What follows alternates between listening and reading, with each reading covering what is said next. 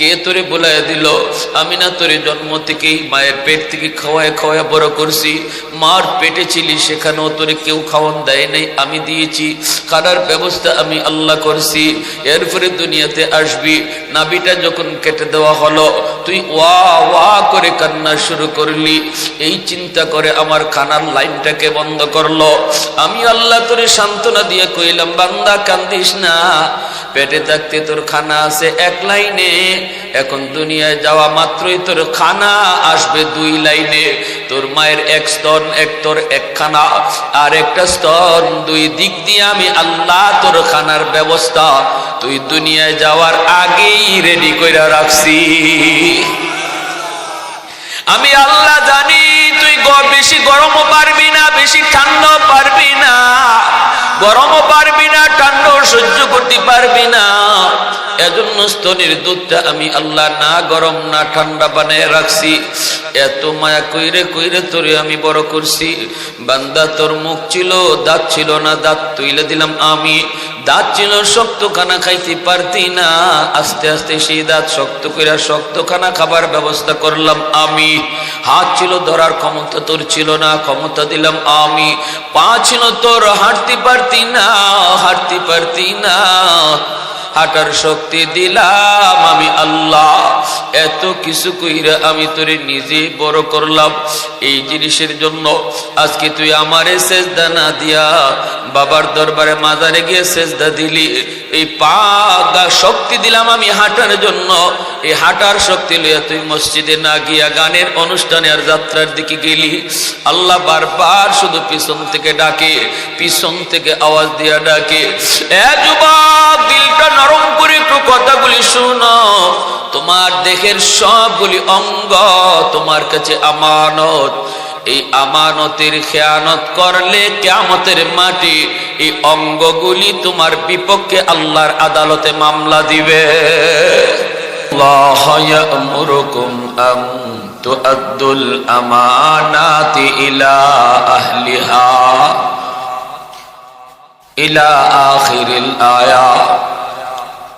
وقال رسول الله صلى الله عليه وسلم لا إيمان لمن لا أمانة له أو كما قال النبي عليه الصلاة والسلام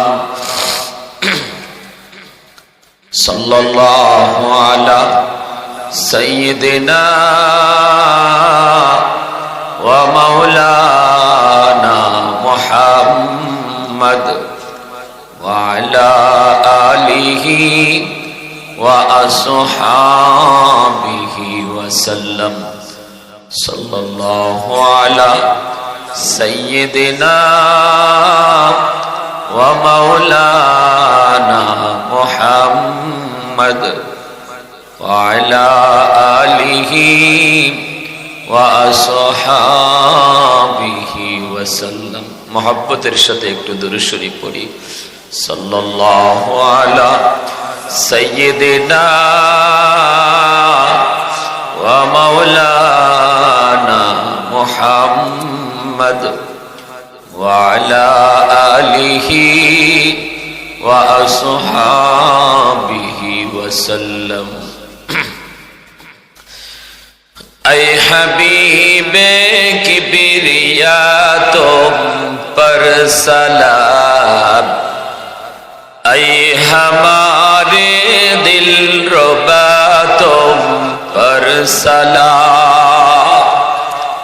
दिल सदा कहता रहा तुम पर सलाम, ऐ इमामुल अंबिया तुम पर सलाम। मस्जिदे अक़सा में जुमला अंबिया, मस्जिदे अक़सा में जुमला अंबिया मुक़्तदी थे और वह तुम मुक़्तदा, मुक़्तदी थे और वह तुम मुक़्तदा ऐ इमामुल अंबिया तुम पर सलाम दिल सदा कहता रहा तुम पर सलाम। मोहब्बतेर साथे जबान खुले अल्प समय जिकिर करी ला इलाहा इल्लाल्लाह ला इलाहा इल्लाल्लाह ला इलाहा इल्लाल्लाह। आवाज दिया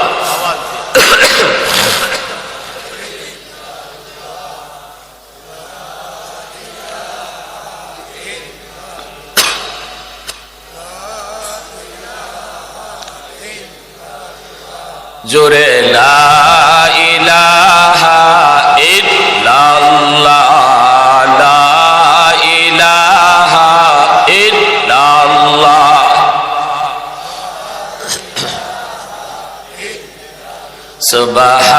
सुबहानल्लाह वल्हम्दुलिल्लाह ला इलाहा इल्लल्लाह।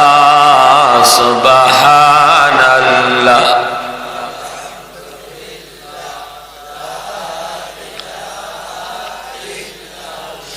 ला इलाहा इल्लल्लाह ला इलाहा इल्लल्लाह।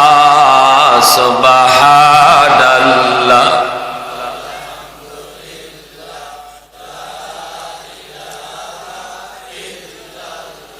ला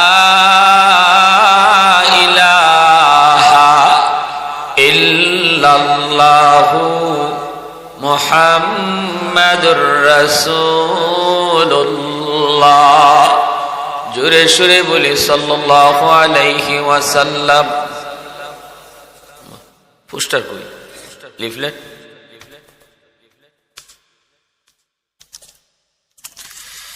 মঈনপুর হিলফুল ফজল ইসলামী যুব সংঘ কর্তৃক আয়োজিত আজকের তাফসীরুল কোরআন মাহফিলের সম্মানিত সদর ইজলাস সভাপতি, উপস্থিত জাতির বিবেক, জাতির কর্ণধার, এ জাতির সূর্য সন্তান, মঞ্চে আসীন উলামায়ে কেরাম, আমার আগে বয়ান পেশ করেছেন হযরত মাওলানা জসিমউদ্দিন সুনামগঞ্জি সাহেব, সুন্দর আলোচক, জননন্দিত মুফাসসিরে কোরআন। আরো বয়ান পেশ করেছেন মুফতি সাইফুল ইসলাম জালালাবাদী, মাওলানা সিদ্দিকুর রহমান বিবাড়িয়া। যা কিছু ওনারা বললেন আমাদের সবাইকে এর উপরে আল্লাহ আমল করার তৌফিক দান করুন।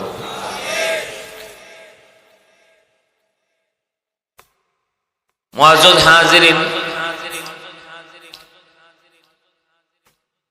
আমি একখানা আয়াতের অংশ বিশেষ তেলাওয়াত করেছি।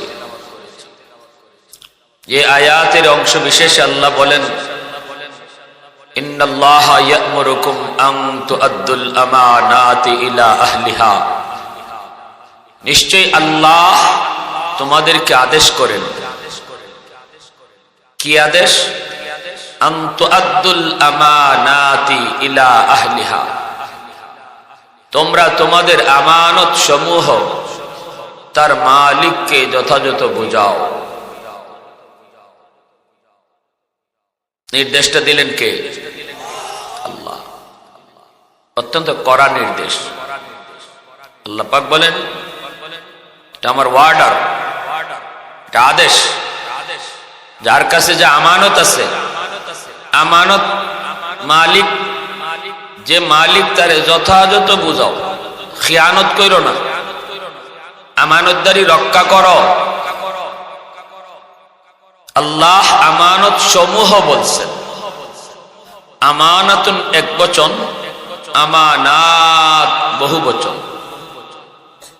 এর দ্বারা আল্লাহ বুঝাইলেন আমার আপনার কাছে একটা দুইটা আমানত না। আমানত কারে কয় যদি বুঝি, তাহলে আমরা নিজেরাই বাইর করতে পারবো যে আমার আপনার কাছে কি পরিমাণ আমানত আছে। কারে কয় আমানত? সহজ ভাষায় বুঝেন, আপনিও আরেকজনকে কইতে পারবেন। কথাটা যদি ইয়াদ রাখেন, এই ডানে বামে যারা কথা বলতেছে একটু অনুরোধ করেন যেন কথা না বলে। আমানত বলা হয় যে জিনিস দখলে আমার, কিন্তু মালিক আমি না। দখলে আছে আমার, মালিক আমি না, মালিক অন্য কেউ।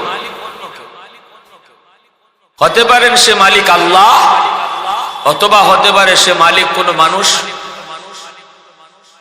কিন্তু দখলে আছে আমার। এমন যত জিনিস আমার আপনার কাছে আছে সব আমানত। এবার একটু বলুন তো, দখলে আছে আমার কিন্তু মালিক আমি না, নজর ফোরা মাত্রই সবার আগে নজরায় এই জান, এই প্রাণ, এই দেহ। আমার আপনার দখলে আছে আমার জান, কিন্তু মালিক আমি না, আল্লাহ। আল্লাহ। দেহটা দখলে আছে আমার, মালিক আমি না, আল্লাহ।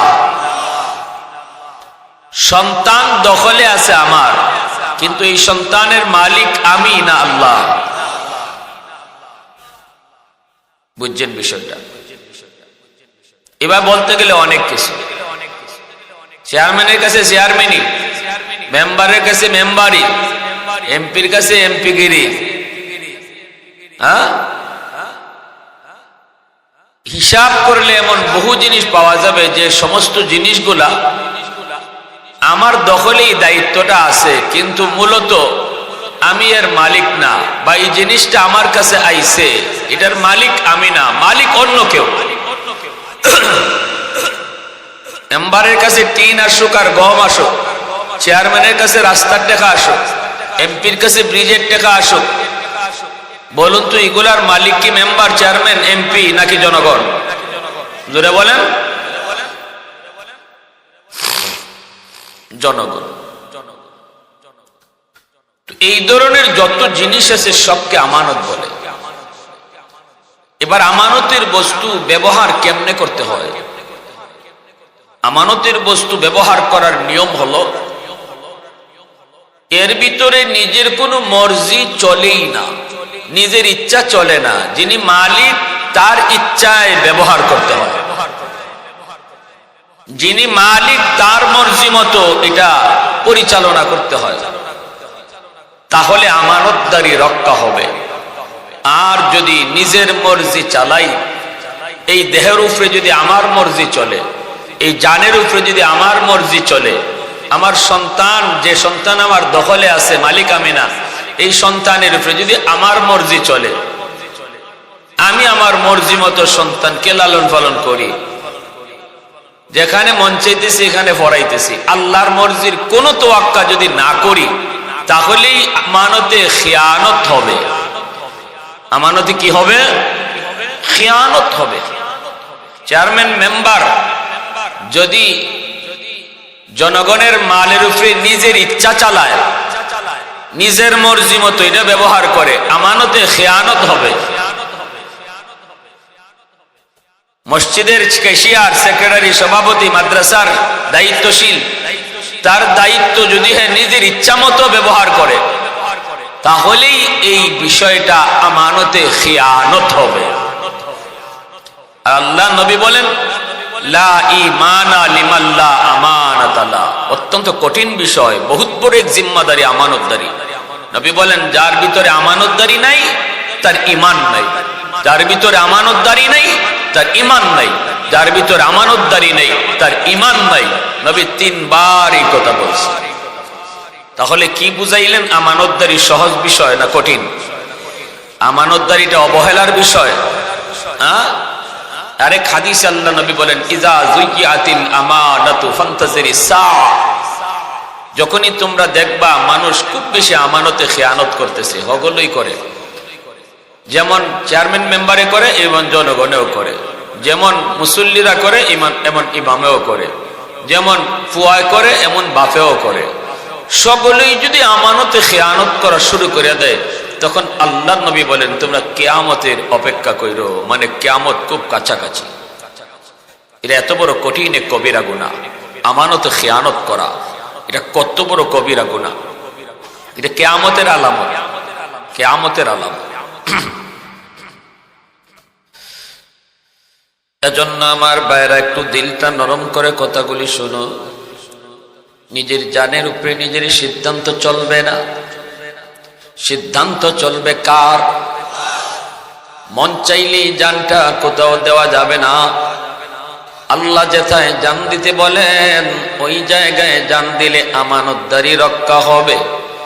আর যদি নিজের মর্জি মতো জান ব্যয় করি, আমার জান আমি দেব জিগাই মুকারে, এই কথা যদি কেউ কয় বহুত বড় খেয়ানতকারী, ঠিক কিনা? কয়েক বছর আগে আমাদের দেশের একজন বহুত বড় নাস্তিক মরার আগে কয় আমার দেহটা আমি মেডিকেলে দান করলাম। হে মরার পরে কয় আমার দেহটা তোমরা মেডিকেলে মরার পরে দিয়ে দিও। আমার দেহ আমি মেডিকেলে দান করলাম, কথাটা সঠিক হয়েছে না বেঠিক? আমার দেহ মানে কার জিনিস? কার কার কথা কো? কে মালিক? আর মালিক দাবি করো কে? আমার দেহ বলার কোন সুযোগ আছে?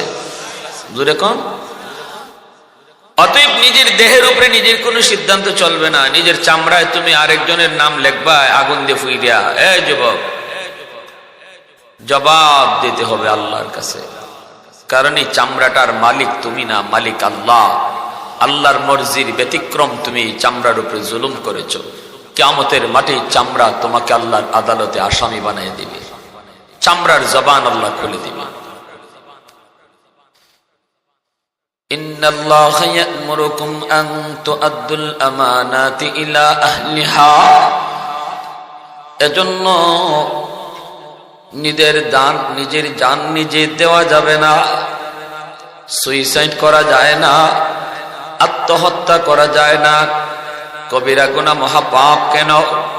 কেউ যদি বলে আমার জান আমি দিলাম, অসুবিধা কি?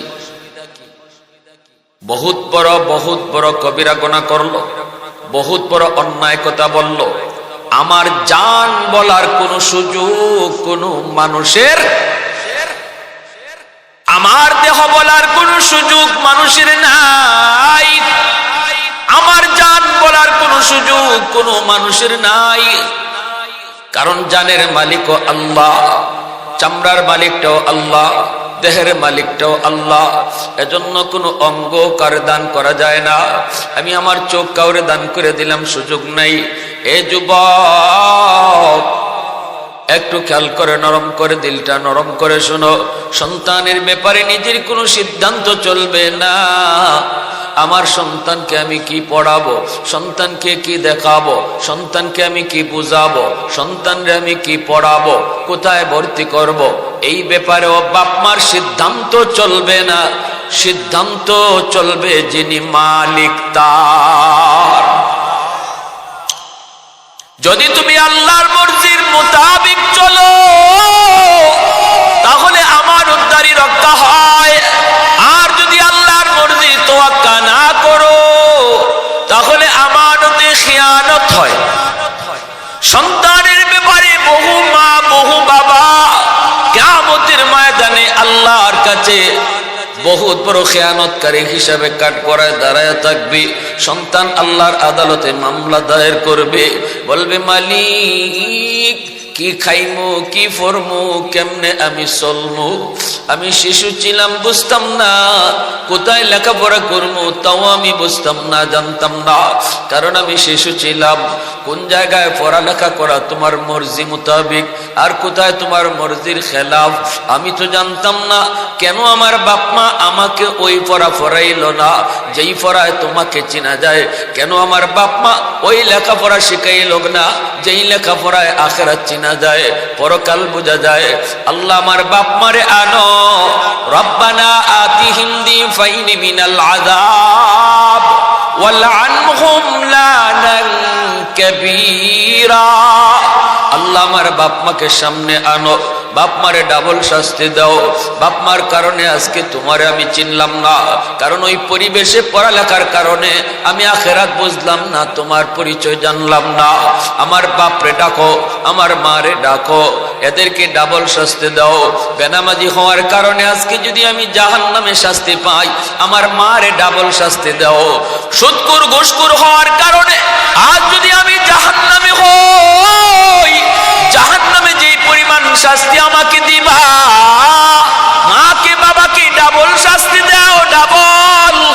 এই আবদারটা সন্তান আল্লাহর আদালতে করবে। আল্লাহর আদালতে তোমার আপনার কলিজার টুকরা সন্তান এই আবদার করবে। শুধু আবদার নয়, মামলা বসায় দিবে। মামলা, বাপ মার বিরুদ্ধে মামলা, বাপ মার বিরুদ্ধে মামলা। বাদী হইল কে? সন্তান, কলিজার টুকরা। যেই সন্তানের জন্য তুমি দিনকে রাত বানাইছো, রাতকে দিন বানাইছো, যেই সন্তানের জন্য নিজের রক্ত পানি করেছ, যেই সন্তানের জন্য হারাম পথে সম্পদ কামাই করেছ, এই সন্তানই কিয়ামতের মাঠে মাকে বাবাকে আল্লাহর দরবারে আসামি বানায় দিবে। কারণ কিয়ামতের ময়দান এমন এক ময়দান, এমন এক ময়দান, যেই ময়দানে সবাই নিজের চিন্তা করবে, নিজে বাঁচার ফিকির। সন্তান মার চিন্তা করবে না, বাবার চিন্তা করবে না। এমনকি নবীরা পর্যন্ত আল্লাহকে বলবে না, মালিক আমার বাবা কোথায়, আল্লাহ আমার মা কোথায়। কোন নবীও এই কথা বলবে না। শুধুমাত্র আমার আপনার নবী ছাড়া সকল নবী এক কথাই কইব, ইয়া রব, রব্বি, বলবে রব আল্লাহ আমারে বাঁচাও, আমারে বাঁচাও, আমারে বাঁচাও, ইয়া নফসি, ইয়া নফসি, ইয়া নফসি। শুধু সবাই বলবে আল্লাহ আমারে বাঁচাও, আমারে বাঁচাও, আমারে বাঁচাও। শুধুমাত্র আমার আপনার নবী বলবে ইয়া উম্মতি। সন্তান চাইবো বাবারে বিপদে ফালায়া কেমনে বাঁচতো, সন্তান চাইবো মার গারে দোষ চাপায়া কেমনে নিজে বাঁচতো। সুবহানাল্লাহ, জোরে কোন। মা চাইবো সন্তানরে বিপদে ফালাইয়া কেমনে বাঁচতো। দুনিয়াতে যেই সন্তানের জন্য মা জান ধরলো, দুনিয়াতে যেই সন্তানের জন্য বাবা এইভাবে জান ধরলো, মায়া যায় কইল আগে আমারে মার, আগে আমার জানটা নে, এরপরে আমার সন্তানরে তুই মার। কত মা নিজের জানটা পর্যন্ত সন্তানের জন্য দিতে রাজি হয়। অসুস্থ সন্তানের পাশে দাঁড়ায়া কত মা দেখেছি চোখের পানি জড়ায় জড়ায় কয় আল্লাহ অসুস্থতাটা, রোগটা আমারে দাও, তবু আমার কলিজার টুকরা সন্তানকে তুমি সুস্থ করে দাও। আল্লাহ আমি মার হায়াত আমার সন্তানকে দিয়ে দিলাম, আল্লাহ আমার সন্তানের হায়াত তুমি বাড়ায় দাও। কত দরদ, কত মায়া দুনিয়ার জগৎ, কিন্তু কিয়ামতের ময়দানে আল্লাহ কই ইয়াউমা ইয়াফিরুল মারউ মিন আখিহি ওয়া উম্মিহি ওয়া আবিহি ওয়া সাহিবাতিহি ওয়া বানিহি। কিয়ামতের কঠিন দিনের কথা আল্লাহ বলেন। ওই দিন কিন্তু মা সন্তানের জন্য আল্লাহর কাছে আবদার করবে না, মালিক আমার সন্তানরে তুমি বাঁচাও, এমন কথা বলবে না। বরং আরো চিন্তা করবে কেমনে সন্তানরে বিপদে ফালাইয়া আমি মা বাঁচতে পারি, সন্তানের গায়ে দুশ্চাপায়া কেমনে মা বাঁচতে পারে। আজকে যেই স্বামী স্ত্রীর জন্য পাগল, ঈদে ঈদে যে স্ত্রীর জন্য তুমি নতুন শাড়ি কিনে দিলা, যে স্ত্রীর জন্য তুমি এত দরদ, এত মায়া, যে স্ত্রী তোমার জন্য এত পাগল, কখনো তুমি রাত দেরি করলে একটার পর আরেকটা ফোন দিয়ে তোমার খবর নিত, কই গো এখনো আসো না কেন। কত দরদ, কত ভালোবাসা, কত মায়া, কত মহব্বত। আল্লাহ বলেন কিয়ামতের ময়দানে ওই স্ত্রীও চাইব কেমনে স্বামীর গায়ে দোষ দিয়া নিজে বাঁচতে পারে।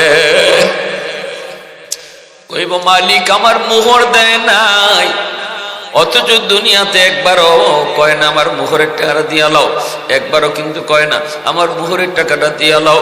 বাচ্চা কাচ্চা হয়ে গেছে এখনো মোহরের টাকা পরিশোধ করি না। কেউ এমন মনে করি যে এটা না দিলেই চলে, এটা আর দেওয়া লাগে না, এইভাবেই চলতেছে। এমনকি স্ত্রীরাও মনে মনে ভাবতেছে এটা আর দরকার নাই, সংসার তো আরামে চলছে। কিন্তু মনে রাখবেন কিয়ামতের ময়দানে এই মোহরের কথাটা স্ত্রী ইয়াদ করবে, ইয়াদ করে কইব আল্লাহ আমার স্বামীর কাছে মোহরে টেকা পাই, আল্লাহ টেকা দাও। আল্লাহ কইব বান্দা এটা আমার কোনো মামলা না, নামাজ তোর এক ওয়াক্ত কাজা হইছে, যা আমি আল্লাহ তোরে মাফ করে দিলাম, এটা আমার হক তুই নষ্ট করছ, কিন্তু স্ত্রীর হক নষ্ট করেছো, স্ত্রীর পাওনা তুমি দাও নাই, এই ব্যাপারে আমি আল্লাহ কিছু জানি না, দেখো তুমি কেমনে তার পাওনা দিবা। আল্লাহ কেমনে দিব, টাকা পয়সা তো নাই। আল্লাহ কইব বান্দিরে তোর স্বামীর কাছে পয়সা তো নাই, দিব কেমনে? আল্লাহ হাসরের মাঠে পয়সা চলে না, আল্লাহ হাসরের মাঠে টাকা চলে না, চলে কি বলে নেক আমল। আমার স্বামী হজ করছে, হজের সবটা আমারে দিতে কও। আল্লাহ আমার স্বামী নামাজ পড়ছে, নামাজের সবটা আমারে দিতে কও। লক্ষ টাকা মসজিদ মাদ্রাসায় দান করলো, ওই দানের টাকাটা আমারে দিতে কও। স্বামী দিয়া দিলে বিপদে পড়বে, স্বামী খালি হয়ে যাবে, এটা স্ত্রী ভালো করে জানে। আমার দিলে আমার স্বামী ধরা খায় যাবে, কিন্তু বিন্দু পরিমাণও মায়া সেই দিন করবে না, বিন্দু পরিমাণও দরদ দেখাবে না, দিলটা অনেক অনেক শক্ত থাকবে। শুধু একটাই চিন্তা, আমি কেমনে বাঁচবো, আমি কেমনে বাঁচবো। এজন্যই আল্লাহ পাক রব্বুল আলামিন বলে সাবধান সাবধান, আমানতদারির ভিতরে কেউ খেয়ানত কইরো না, কারণ সাবধান এটা বহুত বড় জটিল এক মামলা। এই মামলার ব্যাপারে আল্লাহ কোনো রায় দিবে না। মানুষের হক যদি তুমি নষ্ট করে থাকো, মানুষের আমানতে যদি খেয়ানত করে থাকো, আল্লাহ কোনোদিন এটা মাফ দিবেন না। জনগণের আমানত খেয়ানত করছো, মাফ নাই, মাফ নাই। 10 জনের টাকা যদি আমার কাছে আমানত থাকে, এটা আরো কঠিন বিষয়। এটা একজনের না 10 জনের। হাসরের মাঠে একজনে যদি মাফ কইরা দেয়, 9 জনে করবে না। জনগণের টাকা, জনগণের সম্পদ, এটা অত্যন্ত জটিল বিষয়, জটিল বিষয়। এজন্যই এই জটিল বিষয়টার ভিতরে যেই মানুষটা আল্লাহর ভয়ে আমানতদারি রক্ষা করে চলবে, আমানতদারি রক্ষা করে চলাটা অত্যন্ত কঠিন। এজন্যই আল্লাহর নবী কয়, কেউ যদি কঠিন বিষয়টাও মান্না চলতে পারে, আল্লাহরে ডরায়া, তার পুরস্কারটাও দিবে আল্লাহ হাসরের মাঠে বড়। আর যদি এটা করতে না পারে, এখানে ফেল করে, তাহলে শাস্তিটাও হবে বড় জটিল, কঠিন। আল্লাহ মাপ দিবেন না, মাপ দিবেন না আল্লাহ। এ যুবক, তোমার ঘরের জিম্মাদারি তোমার কাছে। সন্তান বলো, স্ত্রী বলো, বোন বলো, তাদের জিম্মাদারি তোমার কাছে। আলা কুল্লুকুম রাঈন ওয়া কুল্লুকুম মাসউলুন আন রাইয়াতিহি। দায়িত্বের ব্যাপারে আল্লাহ প্রত্যেক দায়িত্বশীলকে জিজ্ঞেস করবে। ঘরের দায়িত্ব যার কাছে আছে, তারে আল্লাহ ঘরের সদস্যদের ব্যাপারে জিজ্ঞেস করবে। বোনরে তুমি কেমনে চালাইছো, পর্দার ভিতরে রাখছো নি, বোনটারে দিন শিখাইছো নি, স্ত্রীকে পর্দার ভিতরে রাখছো নি, স্ত্রীকে নামাজের নির্দেশ তুমি দিছো নি, তুমি ঘরের ভিতরে তালিমের ব্যবস্থা করছো নি। তুমি তো প্রতিদিন তুমি তোমার দুনিয়ার ডিউটি ঠিক মতো পালন করতা। দিনে একটা বার আল্লাহ রসুলের নাম তোমার ঘরে উচ্চারণ হইছে নি, তালিমের একটা ব্যবস্থা তুমি করছো নি। এইরকম ভাবে আল্লাহ পাক সদস্যদের ব্যাপারে প্রত্যেক সদস্য দায়িত্ববান মানুষকে আল্লাহ জিজ্ঞেস করবে। যার দায়িত্ব যত বড়, তার হিসাব হবে তত বড়। দায়িত্ব যার যত ছোট, তার হিসাবও ছোট। কিন্তু মনে রাখতে হবে, নবী কয় সবাই দায়িত্বশীল, এমনকি নিজের দেহটার ব্যাপারেও আমি দায়িত্বশীল। আমার কাছে 5 জনের দায়িত্ব যদি নাও থাকে, 5 জনের জিম্মাদারি যদি নাও থাকে, তবু আমার দেহের জিম্মাদারিটা আমার কাছে আসেনি না নাই? হাতটা কোন কাজে ব্যবহার করলাম, পা কোন কাজে ব্যয় করলাম, চোখটা কোন দিকে নিলাম, এই মুখটা আমি কোন কাজে ব্যয় করলাম। আল্লাহ পাক রব্বুল আলামিন বলে, আল ইয়াউমা নাখতিমু আলা আফওয়াহিহিম ওয়া তুকাল্লিমুনা আইদিহিম ওয়া তাশহাদু আরজুলুহুম বিমা কানু ইয়াকসিবুন। আল্লাহ পাক রব্বুল আলামিন বলে আমি তোর মুখের জবানটা বন্ধ করব। হাতের ব্যাপারে যত খিয়ানত করছো তুমি জমিনে, এই হাত যত অন্যায় জায়গায় তোমার গেছে, এই হাতের ব্যাপারে যত জনে খিয়ানত করছো, হাত সেদিন সেই অপরাধগুলির কথা আমি আল্লাহর কাছে একে একে বলে দিবে। কারণ আল্লাহ যখন কইব তুই তো গুনাহ করছ, কইব আল্লাহ আমি গুনাহ করছি না, কয়েক সাক্ষী তোমার কি? আল্লাহ কইব আমার ফেরেশতা কিরামান কাতিবিন।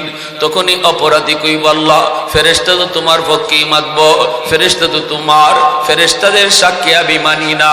আল্লাহ বলবে ঠিক আছে আমার জিনিসের সাক্ষী বাদ, এইবার তোর জিনিসে তোর বিপক্ষে সাক্ষী দিব।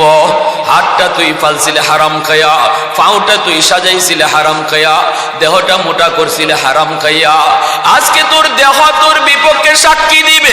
আল্লাহু আকবার জোরে বল। রব্বুল আলামিন মুখের আওয়াজ জবান আল্লাহ বন্ধ করে দিয়া হাতের জবান আল্লাহ খুলে দিবেন, পায়ের জবান আল্লাহ খুলে দিবেন, চোখের জবান আল্লাহ খুলে দিবেন।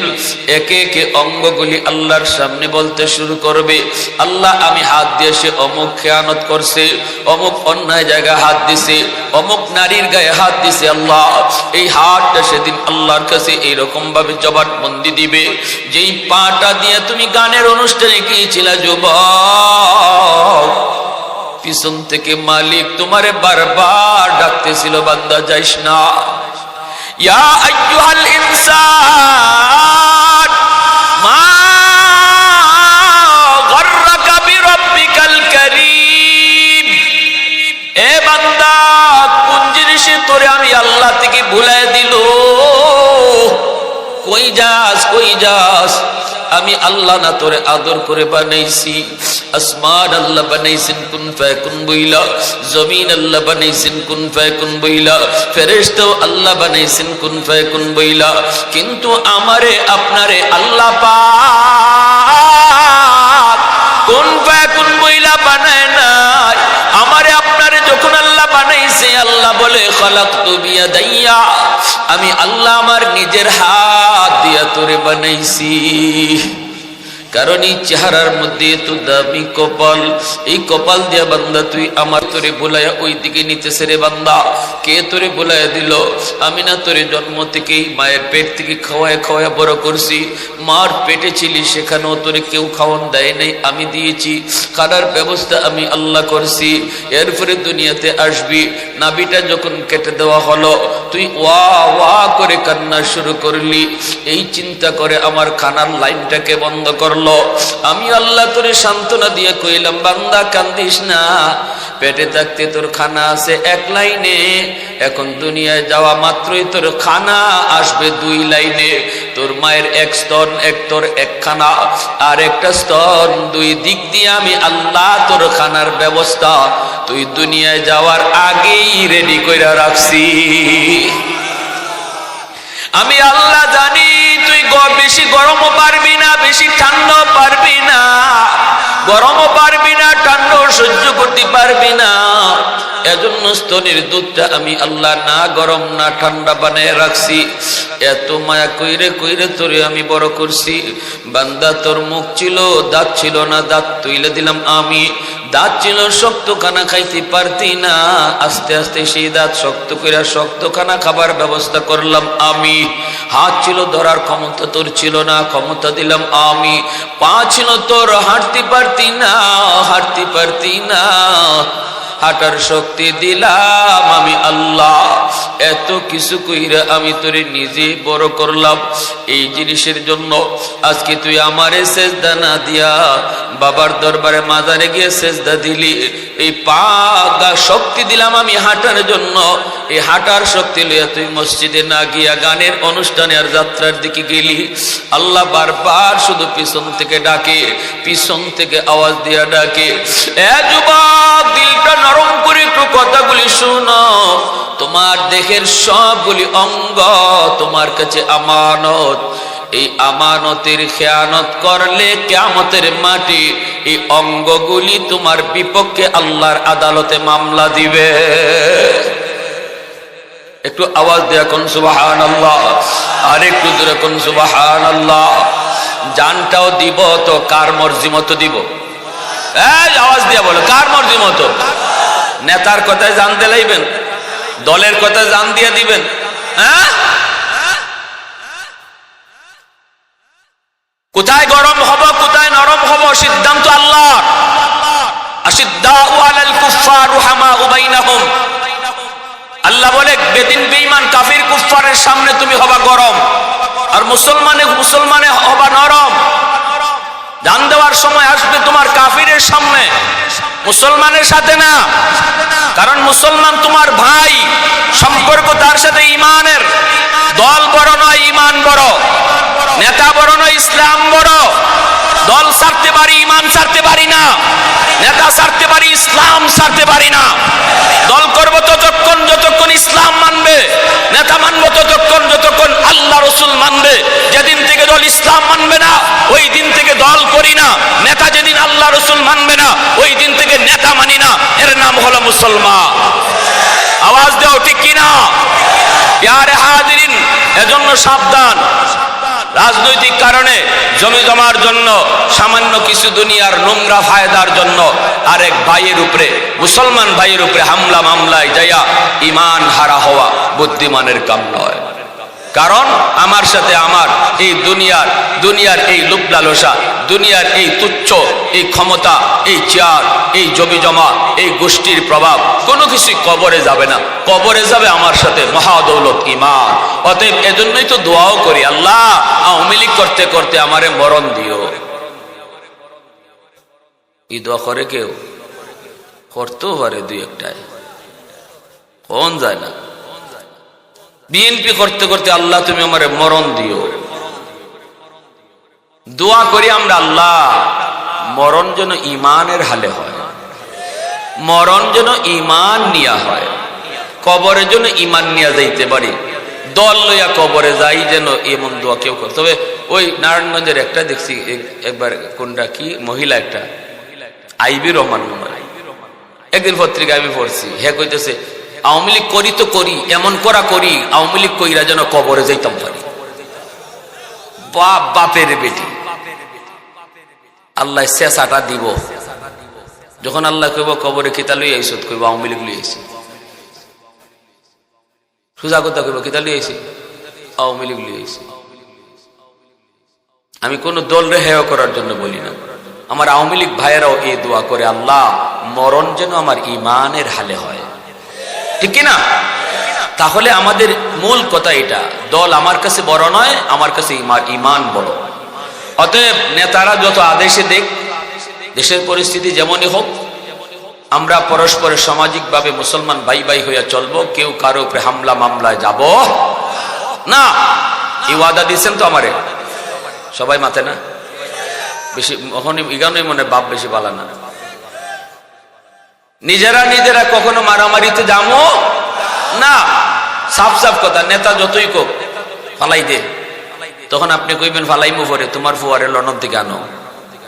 আমার ফুয়ারের রাস্তার নামায় লাশ বানাইবা, আর তোমার ফুয়ার লন্ডন, জার্মান, আমেরিকায় কি মজা রুস্ট খাইবো আর পড়ালেখা করব।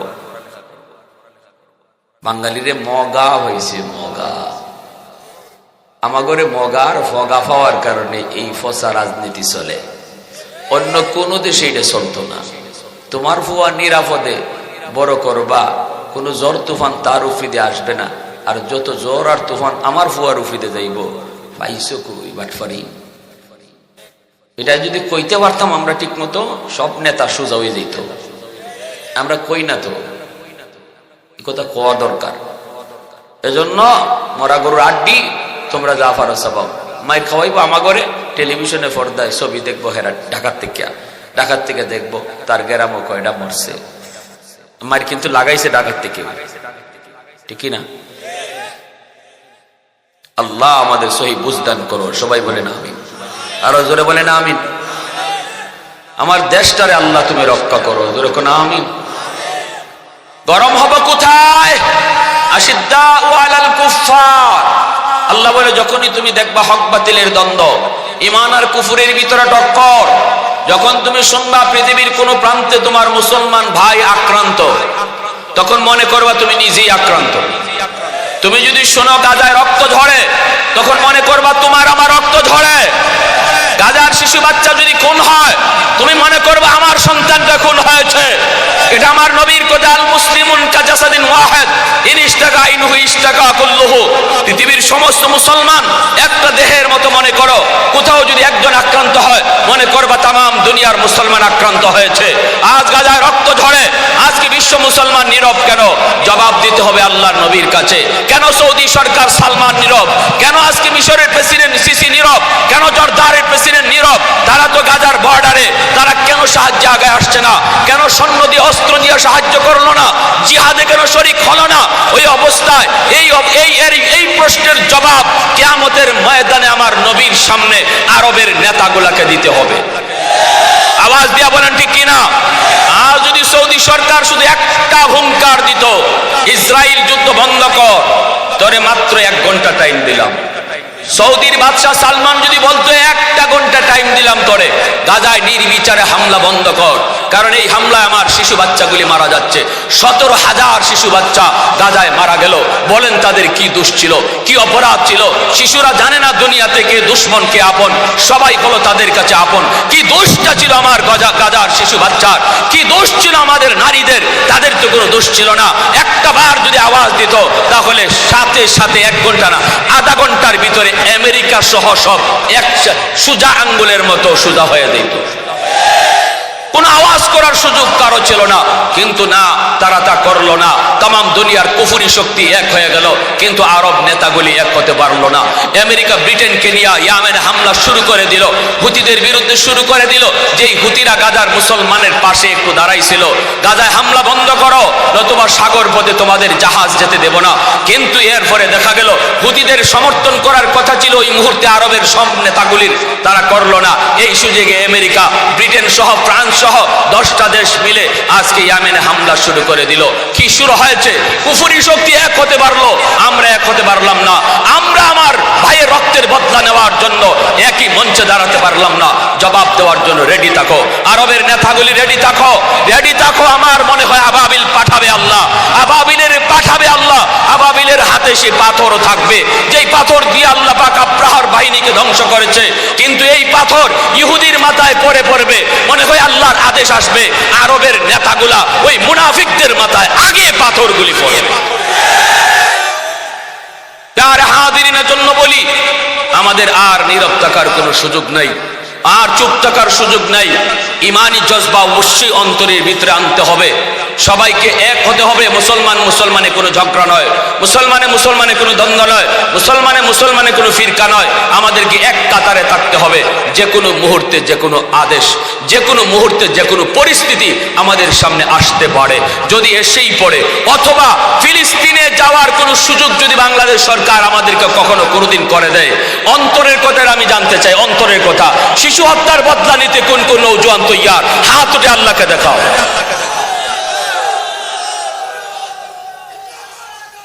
মাইক কই? এখানে লোক কই? মুসলমান সুশৃঙ্খল একটা জাতি। এখান থেকে স্লোগান দাও, আর গায়ে যদ্দুর শক্তি আছে গলা ভাঙলে ভাঙবে। গলা ভাঙ্গাটাও আল্লাহর কাছে কিয়ামতের ময়দানে সাক্ষী হয়ে দাঁড়াবে। এখান থেকে স্লোগান উঠান, মাইক হাতে লন, আর আপনারা গায়ে যদ্দুর শক্তি আছে আল্লাহকে শোনায় একটা তাকবীর দিবেন। তাড়াতাড়ি আও।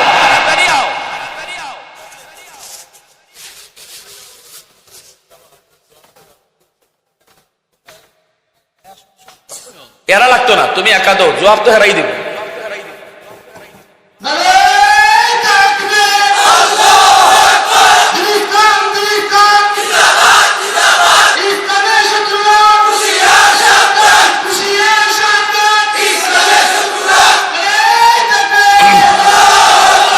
পশ্চিমাদের চোখ পড়েছে কাবাগরের প্রান্তরে, ব্রিটিশ দালাল দল বেঁধেছে ধ্বংস করতে চায় কারে।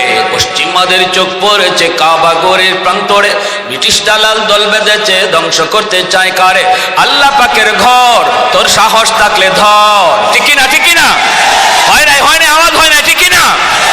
আল্লাহ পাকের ঘর, তোর সাহস থাকলে ধর। দো জাহানের মালিক যিনি, পবিত্র কাবা। ওই আরব আরবের দিন বাঁচাতে সত্য ন্যায়ের মুক্তি চাই, মুহাম্মাদের বাহিনী আজ আসলে তোদের রক্ষা নাই। ওই আরবের দিন বাঁচাতে সত্য ন্যায়ের মুক্তি চাই, মুহাম্মাদের বাহিনী আজ আসলে তোদের রক্ষা নাই। মুহাম্মাদুর রাসূলুল্লাহর বাহিনী আসেনি, দুই হাত উঠে বলো আসেনি। একটু দাঁড়াও, জেগে ওঠো ওহে মুসলমান, আর কতদিন দিন ইসলামের সইবে অপমান। একটু দাঁড়াও, জেগে ওঠো ওহে মুসলমান, আর কতদিন দিন ইসলামের সইবে অপমান। রক্ত দিয়ে পবিত্র ওই মক্কা মদিনা, সেই জমিনে ইহুদিরা চলতে পারে না। নূর মক্কার ইসলাম তার তাকলো কি আর দাও, বন্দিশালায় তাকে যদি আল আকসার ঈমান। ওই আরবের দিন বাঁচাতে সত্য ন্যায়ের মুক্তি চাই, মুহাম্মাদের বাহিনী আজ আসলে তোদের রক্ষা নাই। পশ্চিমাদের চোখ পড়েছে কাবা ঘরের প্রান্তরে, ব্রিটিশ দালাল দল বেঁধেছে ধ্বংস করতে চায় কারে। আল্লাহ পাকের ঘর তোর সাহস থাকলে ধর, আল্লাহ পাকের ঘর তোর সাহস থাকলে ধর। দো জাহানের মালিক যিনি পবিত্র কাবা, ওই আরবের দিন বাঁচাতে সত্য ন্যায়ের মুক্তি চাই, মুহাম্মাদের বাহিনী আজ আসলে তোদের রক্ষা নাই। আরেকটা বার আওয়াজ দিয়া আল্লাহকে শোনায়া বলো, মুহাম্মাদুর রাসূলুল্লাহর বাহিনী আসেনি। একটু জোরে সুরে বলো আল্লাহু আকবার, আরো জোরে আল্লাহু আকবার, আল্লাহু আকবার। মাশাআল্লাহ, আলহামদুলিল্লাহ। কোন হামাসের পক্ষে, আমাদের ফিলিস্তিনের মুসলমানদের পক্ষে মনে হয় আল্লাহর গাইবী মদদ নামছে। আলামত পাওয়া যায়, আলামত কি পাওয়া যায়? জোরে কওকা, কি পাওয়া যায়? আলামত পাওয়া যায়, আলামত। আমেরিকা আইছিল বাহাদুরি দেখাইয়া, বেটাগিরি কইরা, কয় আমি তোর পাশে আছি, টেনশন করবি না। ওই সময়ে কইছিলাম যে ইজাত কথা, এমন কথা বদরেও ইবলিস কইছিল, আবু জাহেলরে কইছিল ইবলিসে, কই ইন্নী জারুল লাকুম, এই আমি তোর পাশে আছি, টেনশন কে মার। আবু জাহেল কইছিল নেতা তুমি কাছে থাকলে আর ভয় কিসের। কিন্তু কিছুক্ষণ পরেই ইবলিসে দেখে আসমান থেকে ফেরেশতা নামতেছে। হে তো দেখি লাইছে, ইবলিসে দেখি লাইছে, দেখকেও হে ময়দান থেকে ভাগে। আবু জাহেল ডাক দেখো, নেতা কই যাও? আমাগরে যুদ্ধ লামাইয়া যাও কই? ইবলিসে কই ইন্নী আরা মা লা তারাউন, আমি যা দেখি তোরা তা দেখো না রে, আমারে তাড়াতাড়ি বাগবার সুযোগ দে। ইন্নী আখাফুল্লাহ, আমি আল্লাহরে ডরাইবার মতো ডরাই। আল্লাহ ধরে না, ধরে না, ধরলে আল্লাহ সারে না। ইবলিস আল্লাহরে খুব কাছে থেকে দেখছে তো, মুআল্লিমুল মালাইকা ছিল, ফেরেশতাদের সর্দার, ওই আল্লাহরে খুব কাছে থেকে চিনে জানে। আল্লাহ যেমন নরম তেমন, জোরে মাতুকা, যেমন নরম তেমন গরমিটা ইবলিসে বালা করে চিনে। ইবলিস বাপ বালা না রে, আমারে যাইতে দে। ইবলিস বাকছে, আর আবু জাহেল পরাজিত হইছে। আবু জাহেলের কল্লা আলোক হইছে, বদরে দ্বিখণ্ডিত হইছে। আমি ওই দিনই বলেছিলাম, যেদিন আমেরিকা এসে কইছিল ইন্নী জারুল লাকুম, ইসরায়েলকে আমি তোর পাশে আছি, তখনই মন বলছিল কিছুদিন পরেই আমেরিকা ইবলিসের কথা কইব আমি গেলাম রে, আমি যা দেখি তোরা তা দেখো না। কারণ আমেরিকায় আফগানিস্তানও এমনই দেখছে। জো বাইডেনে বোমা ফাটাইছে বিমান বাহিনীর দিয়া, বিমান বাহিনী আফগানের তালেবানের উপরে বোমা নিক্ষেপ করছে আকাশ থেকে, কিন্তু একটা বোমাও আফগানের মাটিতে পড়ে না।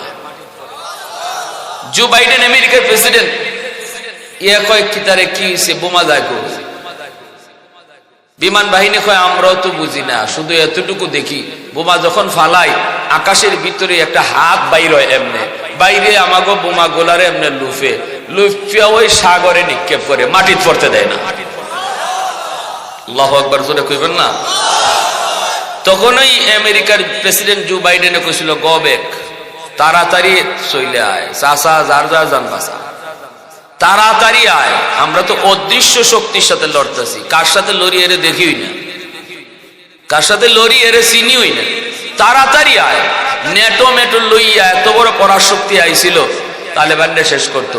শেষ পর্যন্ত কেমনে বাঘছে এটা তো আপনারা কিছু মোটামুটি জানোই নই। জুতা মোজা লঙ্গি চুঙ্গি ফালাইয়া সোজা বাংলায় বলা, মানে বিমান টিমান যা আনছিল হেলিকপ্টার ইটাও নেওয়ার সুযোগ পাইছে না। কোথাও তো তাড়াতাড়ি ধান বাসে আয়। আমেরিকায় ফিলিস্তিনও এমন কোথায় কইব, কয়েকদিন পরেই দেখা যায় ইসরায়েলের এক সৈন্য কয়, ও আল্লাহ আমরা কার সাথে লড়ি, এরা কোন ভাই আমরারে মারে আর কোন ভাই যায় কিছু দেখি না। হামাস কোন দিকে মারে আর কোন দিকে যায় এরা বলে দেখে না। কই যায়, মাটির নিচে লুকাই যায় না। মাটির নিচে কই যায় এটা তো জানি না।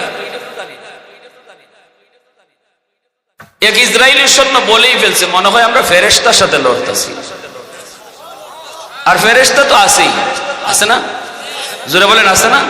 তাফসীরে মাযহারিতে আল্লামা সানাউল্লাহ পানিপতি রাহমাতুল্লাহি আলাইহি লিখেন, বদরে আল্লাহ পাক যে 5000 ফেরেশতা পাঠাইছিলেন, একজনও আল্লাহ আকাশে তুলে নেন নাই, ফিরত নেন নাই। আল্লাহ 5000 জমিনে রাখছেন। এখনো 5000 ফেরেশতা জমিনে আছেন। যারারে আল্লাহ বদরে যুদ্ধের লাগি পাঠাইছিল 5000 ফেরেশতা, একজনও আল্লাহ ফিরত নিছে না, জমিনে রাখছে। পৃথিবীর যেখানেই মুসলমান আল্লাহকে লইয়া সাথে লইয়া যুদ্ধ করব, এখানেই ফেরেশতা তাদেরকে সাহায্য করবে। আল্লাহু আকবার, জোরে কর না, আরো জোরে আল্লাহু আকবার। তাহলে আমাদের কোনো ভয় আছে? আমাদের কোনো ভয় আছে? ওয়ালা তাহিনু ওয়ালা তাহজানু ওয়া আনতুমুল আ'লাউনা ইন কুনতুম মুমিনিন। আল্লাহ বলে ওয়া কান হাক্কান আলাইনা নাসরুল মুমিনিন। আরে তোর আর ভয় কিসের? আমি আল্লাহর জিম্মাদারি মুমিন ঈমান ওয়ালাদেরকে সাহায্য করা। সুবহানাল্লাহ। এজন্য আমার ভাইরা, ওই দেখা যায় কয়েকদিন পরেই আমেরিকা জায়গা কয় আমি গেলাম, রেড সি থেকে ভাগলো। এরপরে ইসরায়েলের সৈন্যরাও আস্তে আস্তে গাজা ছেড়ে ভাগতে শুরু হইলো। আজকে 5টা 10টা মরে, কালকে 7টা মরে, আজকে ট্যাঙ্ক 10টা উড়াই লিছে। এরকম ভাবে শুরু হয়েছে।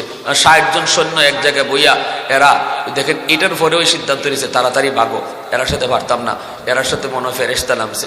60 জনে এক জায়গায় বইয়া ফন্দি করতেছে ইসরায়েলি সৈন্য কিভাবে মুসলমানরা মারতো।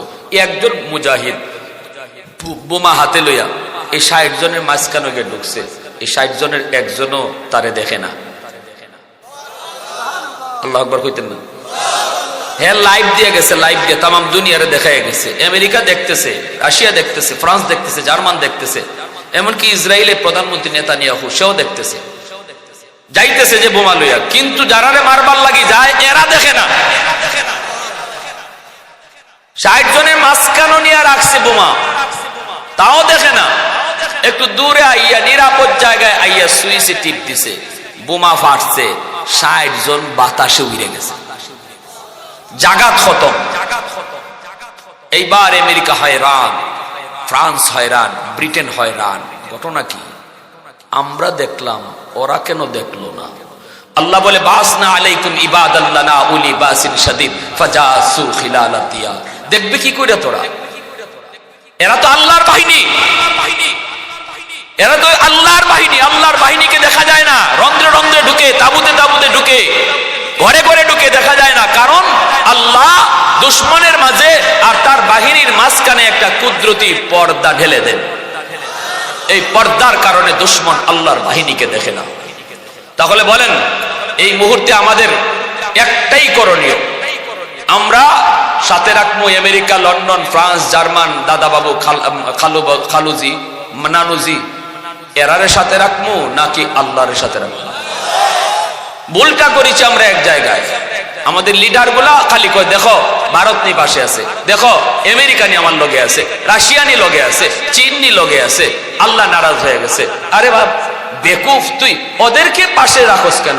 ওদেরকে লগে ডাকো কেন? ডাকবা তো আমি আল্লাহকে। আল্লাহকে না ডাকলে আল্লাহ সাহায্য করে না। আল্লাহ এত উফরে ফরিয়া সাহায্য কেউ করে না। যতক্ষণ আল্লাহরে আপনি না ডাকবেন, আল্লাহরে ডাক দিবেন, আল্লাহ সাহায্য করতে প্রস্তুত। ঠিক না? আমরা আল্লাহকে ডাকাই ভুলে গেছি। ডাকি আমেরিকা, রাশিয়া, চীন, ফ্রান্স, এগুলারে। আল্লাহ নারাজ। এই ভুল থেকে সরে আসো মুসলমান। যদি বাঁচতে চাও, সম্মান ইজ্জত যদি ফিরে পেতে চাও, কেউ তোমার বন্ধু না, বন্ধু শুধু কে? আল্লাহু ওয়ালিয়্যুল্লাযীনা আমানু।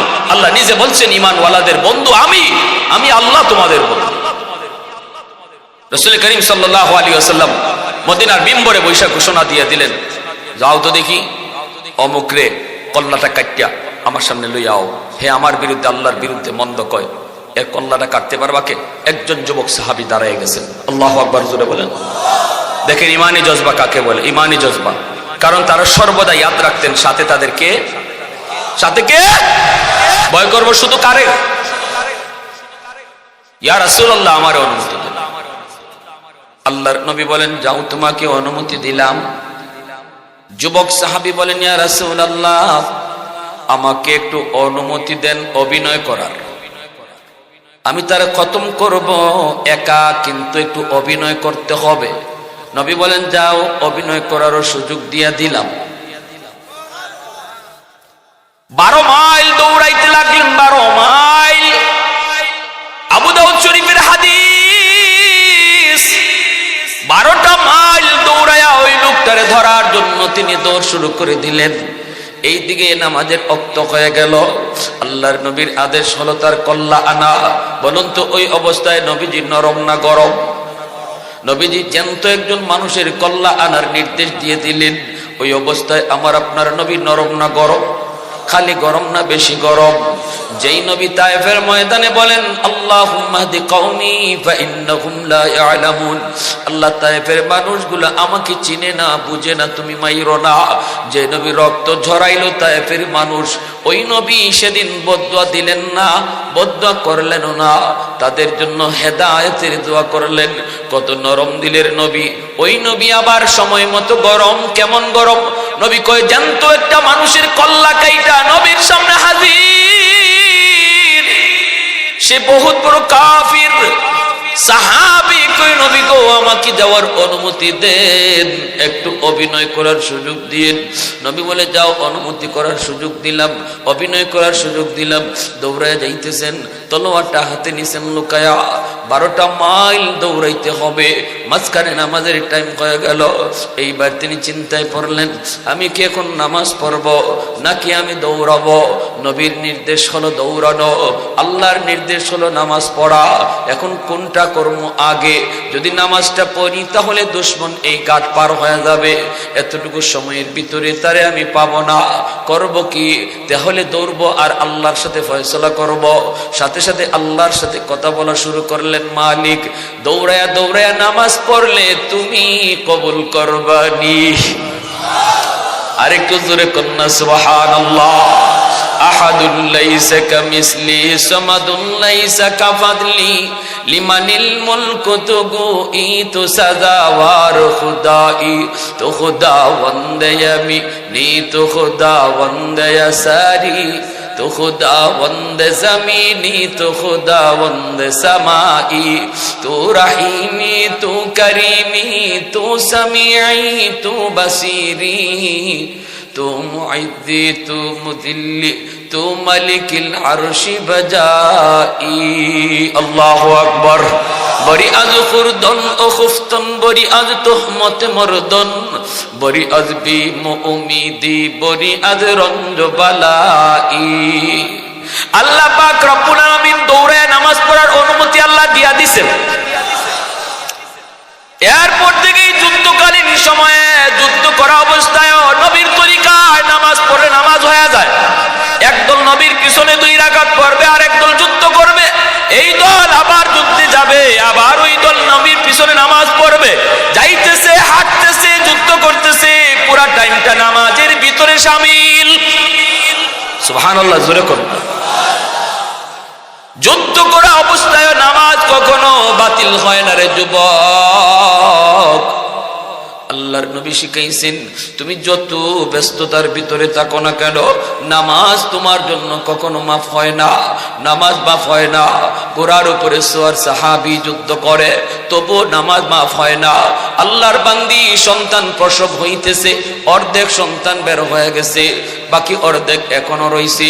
এই অবস্থায় যদি দেখা যায় রক্ত চলে যাইতেছে, শরীয়ত কয় ইশারায় ইশারায় নামাজ তাও পড়া লাগবে। এত গুরুত্ব, এত গুরুত্ব, এত গুরুত্ব, অথচ ঘুমের সাগরে তুমি নামাজ কাজা করে দাও।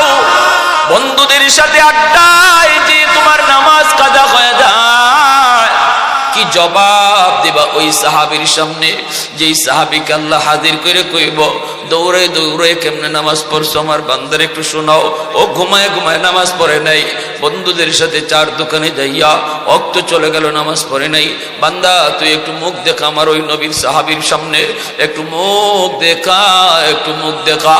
মুখ দেখা এবার কোনো উপায় থাকবে না রে আল্লাহর গোলাম। সাহাবী দৌড়াইতেছেন, নামাজ পড়েন, নামাজ পইরা পইরা দৌড়ান আর নামাজ পড়েন।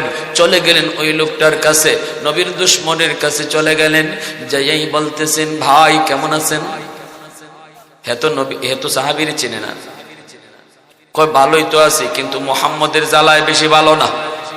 নাউজুবিল্লাহ। সাহাবী বলতেছে আমিও ভালো, তবে আমিও উনার জ্বালায় বেশি ভালো না। নাউজুবিল্লাহ। কিন্তু সাহাবী কথাটা কেমনে কইছেন, ভিতরে ভিতরে যে নবীরে কইয়াছিলেন নবী গো একটু অভিনয় করার সুযোগ দেন, ঠিক না? হের দলে বিড়াল লাগে। আর ভিতরে ভিতরে উনি কইছে আমিও তো কিছু জ্বালাত আসি ওই ইসলাম গ্রহণ করার কারণে। নবী কয় দেখো মা সারা, মাহরাম সারা আর কেউ তুমি দেখো না, গায়রে মাহরাম যারা আছে এদেরকে তুমি দেখতে পারবা না, মাহরামের সামনে দেখতে পারবা। অমুকরে দেখো তমুকরে দেখো না, ইডে খাও হিডে খাইও না, এই ঠান্ডার সময় অজু করো। তো এগুলা ইসলাম মানলে তো এগুলা কিছু সমস্যা আছে ওই, ঠিকই না? এগুলো কিছু আছে কিনা? তো উনি ভিতরে ভিতরে আমি একটু সমস্যা আছি। তো এই কথা কইতে আচ্ছা তো তুমি আমার মতোই। হ ভাই আমিও তোমার মতোই। এখন আসো দুইজনে মিললে একটা সল্লা করি কেমনে এই জ্বালার থেকে বাঁচা যায়, হেঁকা যায়। একখানা বইয়ে সল্লা করে আর উনি গল্প গল্প করে কয় ভাই তোমার তলোয়ারটা তো যে ধার দেখা যায়, যে সুন্দর, এটা দিয়ে কাম করলে ভালো হইব, দেখি তলোয়ারটা একটু। কয় হ দেখো বন্ধু বানাই লিছে। তো উনি তলোয়ারটা হাতে নিয়ে নগদ দেরি নাই, মুহূর্তের ভিতরে দুশমনের কল্লা আলগ। এই কল্লার ভিতরে তলোয়ার ঢুকাইয়া আবার 12 মাইল দৌড়ে আমার নবীর সামনে আইনা তলোয়ার এই কল্লা ফালাইয়া দিছেন। নবীর সামনে যখন এই কল্লা ফালাইছেন, জানতো একজন মানুষের কল্লা, তখন নবী মুস্কি হাসেন। আল্লাহু আকবার। আল্লাহর নবী খুশি হয়ে বলতেছেন যুবক কি চাও তুমি বলো, যা চাইবা তা দিব। সুবহানাল্লাহ। সাহাবী কই নবী গো আমি আর কি চাইমু, আপনার মুস্কি হাসিটার চেয়ে আর কি চাওয়ার আছে? ওগো নবীজি আমার একটা কাজের দ্বারা আপনার নুরানি চেহারার মুস্কি হাসিটা আমি দেখেছি, এর চেয়ে বেশি আর কি চাওয়ার আছে? আল্লাহর নবী কই না বাবা, তো তুমি চাও কি চাও একটু কও, আমি খুব খুশি হয়েছি। হাদার আসওয়াদুবি ওয়া আদুবিল্লাহ, এটা মানুষের মাথা নয়, আল্লাহ এবং তার রাসূলের দুশমনের কল্লা। ঠিক আছে তুমি চাইবা কি একটু কও? কই নবী গো তাও যদি দিতে চান তাহলে আপনার হাতের লাঠিটা দিয়ে দেন। আল্লাহ নবী কই লাঠিটা নিয়ে কি করবা? সাহাবী কই নবী গো লাঠিটা আমি আতর দিয়ে মাখাইবো, লাঠিটারে আমি চুমা দিমু, আর কইমু যেদিন আমারে কবরে রাখবা ওই দিন আমার নবীর লাঠি মুবারক আমার কাফনের সাথে দিও। কিয়ামতের ময়দানে ওই লাঠিটা নিয়ে আমি হাসরের ময়দানে উঠবো গো নবী। ওই দিন যদি আপনি আমাকে একটু চিনতে ভুল করেন, আমি লাঠি পৌঁছায় কইমু নবী গো আমি আপনার লাঠিওয়ালা। আমি কইমু নবী গো আমি আপনার লাঠিওয়ালা। ওই দিন লাঠিটা দেখে আমার পরিচয় দিমু। এতটা আশিক রাসূল ছিলেন নবীর সাহাবীরা। আল্লাহর নবীও জায়গা মতো নরম হইতেন, জায়গা মতো গরম হইতেন, জায়গা মতো নরম, জায়গা মতো গরম হইতেন। এজন্য বলি যুবক মনে রাখবা, উলামায়ে কেরাম কোনোদিন জাতির দুশমন নয়, উলামায়ে কেরাম সর্বদা আপনাদের বন্ধু। আলেমরা সকল অতীতেও বন্ধু ছিলেন, এখনো বন্ধু আছেন, ভবিষ্যতেও বন্ধু থাকবেন। আলেমরা কখনো জনগণের দুশমন নয়, এই কথা যারা বলবে এদের থেকে দূরে থাকবেন। সর্বদা সর্বকালে উলামায়ে কেরাম যখনই তারা জাতিকে ডাক দিয়া ময়দানে নামছেন, তখনই বোঝা যায় ওই ডাকটা আলেমদের স্বার্থে নয়, এই ডাকটা গোটা মুসলিম উম্মার স্বার্থে তারা নামে। ঠিক না? হ্যাঁ, পাকিস্তানের প্রেসিডেন্ট আইয়ুব খান কি পরিমাণ জাদরেল নেতা ছিল, ঠিক না? আইয়ুব খানের সামনে কথা কওয়ার সাহস ছিল কারো নাই। আইয়ুব খান একদিন পার্লামেন্টে বইয়া মুসলিম পারিবারিক আইন, কোরআন বিরোধী একটা আইন চালু করতে চাইলো। আমাদের আকাবির, আমাদের বুজুর্গ, আমরা যাদেরকে নিয়ে বাহাদুরি করি, হযরত মাওলানা আতহার আলী সাহেব রাহিমাহুল্লাহ কিশোরগঞ্জ জামিয়া এমদাদিয়ার মুহতামিম ছিলেন, পাকিস্তান পিরিয়ডে এমপি ছিলেন। ওই আইয়ুব খানের আমলে তিনি এমপি পার্লামেন্টের, কিন্তু বাড়ি আমাকে সিলেটে। আল্লাহু আকবার জোরে কর না। সিলেটে মানুষে খলজিয়া আছে, খলজিয়া। এজন্য মদনী রহমতুল্লাহ আলাইহি বলতেন, সিলেটে আইয়া সিলেটের মাটির সাথে আমি মদিনার মাটির মিল পাই। মদনী রহমতুল্লাহ আলাইহি বলতেন, সিলেটের মানুষের সাথে মদিনার মানুষের মিল পাই। এজন্য আল্লাহর ওলি রমজান কাটাইতেন সিলেটে। আল্লাহু আকবার জোরে কর। তো তিনি বলতেছেন অসম্ভব, এটা কোরআন বিরোধী আইন, পাশ হতে দেব না। ইতিহাস সাক্ষী, তখন আইয়ুব খানের সামনে কথা বলার সাহস নেই কারো। আইয়ুব খান বলছে, মৌলবী চুপ থাকো, এত কথা কইও না। চিনো আমি কে? আমি পাঠানের বাচ্চা। আইয়ুব খানে কয়, কি কয়? পাঠানের বাচ্চা। আর হযরত মাওলানা আতহার আলী সাহেব রাহিমাহুল্লাহ কি পরিমাণ মুজাহিদ ছিলেন। ওই সময় তিনি ঠাস করে চেয়ার থেকে উঠছেন, ওইটা একটা চেয়ার হাতে লইছেন, লইয়া চেয়ার উঠাইয়া বলছেন, তুই পাঠানের বাচ্চা আর আমি মুসলমানের বাচ্চা। আল্লাহু আকবার জোরে কর। তুই পাঠানের বাচ্চা, আমি মুসলমানের বাচ্চা। আইন পাশ করতে দেব না, আল্লাহর কোরআন বিরোধী আইন। এজন্য আমাদের আকাবির কখনো কোরআনের বিরুদ্ধে যেই অবস্থান নিবে, সে সরকার হোক আর বিরোধী দল হোক, সে নেতা হোক আর নেত্রী হোক, উলামায়ে হক সেটা কোনোদিন বরদাস্ত করতে পারে না। কারণ আমরা চেয়ারম্যান, মেম্বার, এমপি হওয়ার জন্য রাজপথে নামি না। হাদিসের মসনদ রেখে উলামায়ে কেরাম যখন রাজপথে নামে, মনে রাখবেন হাদিসের মসনদ এটা এমপি গিরির চেয়ে অনেক মজা। মন্ত্রীরা এত মজা পায় না, হাদিস পড়ানোর ভিতরে একজন মুহাদ্দিস যে মজা পায়, এই মজার মসনদ রেখে যখন রাজপথে নামে, এটা তার নিজের স্বার্থে নয়, এটা আপনাদের সবার স্বার্থে নামে। সরকার আজকে যেই পাঠ্যসূচি তারা নিয়েছে হাতে, পাঠ্যসূচির পরিবর্তন করেছে, যেটার মধ্যে ব্যঙ্গের ভাল শেখানো হয় আর এই রকম ভাবে হিন্দু কুসংস্কার শেখানো হয়। আন্দোলন করে উলামায়ে কেরাম, কেন আন্দোলন, কেন উলামায়ে কেরাম করবে? শুধু আপনারা কই? আপনাদের বাচ্চারা স্কুলে পড়ে, আপনাদের বাচ্চারা জয়কালীর নাম শিখতেছে, আপনাদের বাচ্চারা গরুকে মা খোয়া শিখতেছে, আপনার বাচ্চারা আল্লাহর নাম শিখতেছে না, আপনার বাচ্চারা পরকাল জানতেছে না। এই দায়িত্ব আপনি বাবার, এই দায়িত্ব আপনি বাবার। কিয়ামতের মাঠে আপনাকে আল্লাহর সামনে এই সন্তানই আসামি বানাবে। আপনি সন্তানের ব্যাপারে খিয়ানত করেছেন।